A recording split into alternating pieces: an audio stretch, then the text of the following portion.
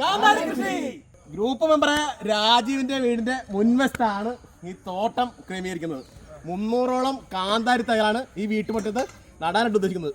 അപ്പൊ അതിനു പുറമെ മെമ്പർമാരുടെ വീട്ടിലെല്ലാം തന്നെ ഉള്ള സ്ഥലത്ത് കാന്താരി കൃഷി ചെയ്യാനാണ് ഗ്രൂപ്പിന്റെ തീരുമാനം. 13ഓളം വ്യത്യസ്ത മേഖലയിൽ വർക്ക് ചെയ്യുന്ന ചെറുപ്പക്കാരുടെ ഒരു കൂട്ടായ്മയാണ്. വിപണിയിലെ ഏറ്റവും ചെറിയ കാന്താരിക്കാണ് ഡിമാൻഡ്.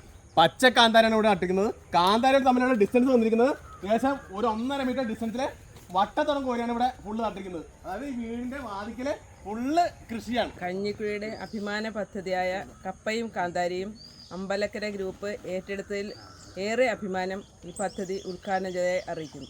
പഞ്ചായത്തിലെ 9,000 കുടുംബങ്ങളിൽ ഉൽപ്പാദിപ്പിക്കുന്ന കാന്താരി സംഭരിക്കുന്നു എന്നുള്ളതാണ് അമ്പലക്കര കാർഷിക ഗ്രൂപ്പിന്റെ ഏറ്റവും വലിയ പ്രത്യേകതയായി ഞങ്ങൾ കാണുന്നത്. ഈ കാണുന്ന 30 സെന്റ് സ്ഥലത്ത് ട്രാക്ടർ ഉപയോഗിച്ച് ഫുള്ള് ക്ലീൻ ചെയ്ത് അത് ജൈവവളങ്ങളെല്ലാം കൂടെ കമ്പോസ്റ്റ് ആയിക്കൊണ്ടാണ് നമ്മളിവിടെ കൃഷി ആരംഭിച്ചത്. സ്റ്റാർട്ടിങ് തന്നെ ഡോളമിറ്റും ബേസ് ആയിട്ട് ചേർത്ത് കൊടുത്തിട്ടുണ്ട്. കഴിഞ്ഞ ഒരുപാട് വർഷങ്ങളായി കാർഷിക മേഖലയിൽ സജീവമായിട്ട് അമ്പലക്കര ഗ്രൂപ്പ് ഉണ്ട് എന്നുള്ളതാണ്. തണ്ണിമത്തനായാലും പൂക്കൃഷിയായാലും ഉള്ളിക്കൃഷിയായാലും കേരളത്തിന്റെ കാർഷിക മേഖലയിൽ അമ്പലക്കരക്ക് പ്രത്യേക ഒരു ഇടം തന്നെ ഉണ്ടാക്കിയെടുക്കാനായിട്ട് സാധിച്ചിട്ടുണ്ട്. ആഴ്ചയിൽ ഒരു ദിവസമാണ് ഗ്രൂപ്പ് കൂടുന്നത്. സെക്രട്ടറി സുല്ലണ്ണാണ്. ബാക്കി എല്ലാ മെമ്പർമാരും ആക്റ്റീവായിട്ടുണ്ട്. ഇവിടെ ഗ്രൂപ്പ് കൂടിക്കൊണ്ട് കണക്കെടുത്ത് നടക്കും. ഇവിടെ കൃഷിയുടെ പരിചരണം നടക്കും. അപ്പൊ ആ രീതിക്ക് ഇനിയുള്ള ഒരു വർഷക്കാലം മുന്നോട്ട് പോകുന്നത്. ഗ്രൂപ്പിന്റെ കൂടുതൽ വിശേഷങ്ങൾ അടുത്ത ദിവസങ്ങളിൽ ഉണ്ടാവും. അപ്പൊ ഇതൊക്കെയാണ് ഇവിടെ വിശേഷങ്ങൾ. അപ്പൊ മറ്റൊരു വീഡിയോയിൽ മറ്റൊരു വിഷയമായിട്ട്